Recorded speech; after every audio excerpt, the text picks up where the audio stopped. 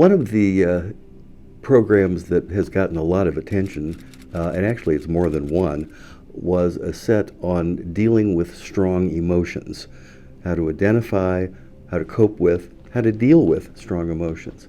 And I'd like to have one more session today and talk about that in a little more detail, because strong emotions can be overwhelming and derail us from whatever it is that we intend to do with our time and our lives. So, what's to say about strong emotions? We all have them. Take one like anger, for example. Anger can be overwhelming. So how does one deal with it? Well, the first tool and the most important thing I can convey is that, first of all, stop thinking about it. And I don't mean put it out of your mind.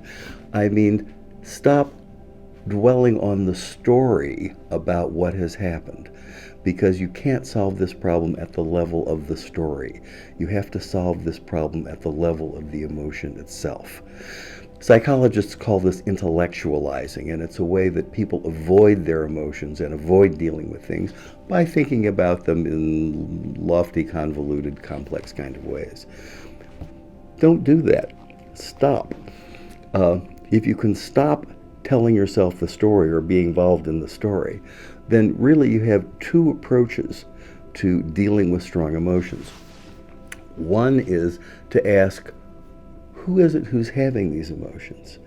To look deep within yourself and find out if at your deepest level these emotions really are part of you, or there's something that's somehow happening to a less significant, more remote part of yourself. The other thing to do is to face the emotion and to dwell on it and to imbibe it and to savor it and to get to know it as well as you can. And as that happens, you will learn this emotion probably isn't what you think it was. And more often than not, you'll find this is centered in the body and in your feelings about things. They call them feelings for good reasons.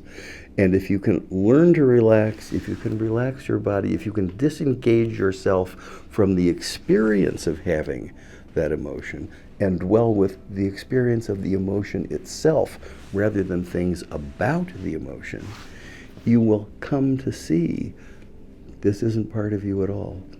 And that finally what will happen if you do this, by facing that emotion, is it will give you the freedom and the peace that you thought you could get by avoiding it.